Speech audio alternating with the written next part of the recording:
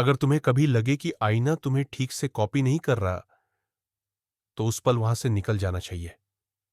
मैं जिस घर में शिफ्ट हुआ था, वो सस्ता था, बड़ा था और अजीब तरह से खामोश। पहले ही दिन लगा जैसे दीवारें मुझे देख रही हों, लेकिन मैंने इसे वहम समझकर टाल दिया। असली गड़बड़ तब शुरू हुई जब एक रात मैं फोन चला रहा था और अचानक गैलरी अपने आप खुल गई। सबसे ऊपर एक नई फोटो थी। फोटो में मैं अपने ही बिस्तर पर सो रहा था। दिल जोर से धड़का।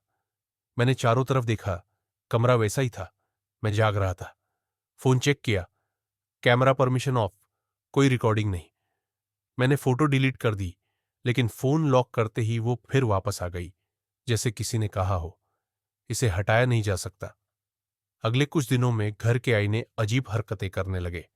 कभी मेरी परछाई जरा देर से हिलती, कभी मुस्कुराती, जबकि मेरा चेहरा बिल्कुल शांत होता। एक रात दांत ब्रश करते वक्त मैंने साफ देखा, आईने में मेरा सिर थोड़ा झुका हुआ था, जबकि असल में नहीं। मैंने डर के मारे आईना कपड़े से ढक दिया, लेकिन सोते समय महसूस हुआ जैसे कोई सामने खड़ा है।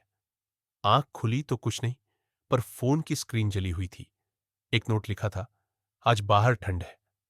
धीरे धीरे फोन में फोटो बढ़ती गई। हर फोटो में मैं ही था, लेकिन अलग अलग हाल में।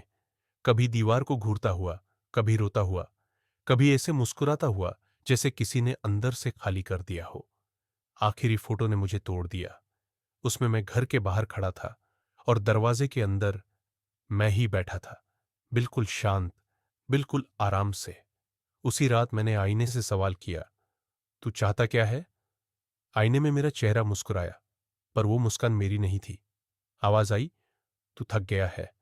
बाहर की दुनिया शोर करती है, अंदर शांति है। लाइट चली गई। कमरे में अंधेरा भर गया।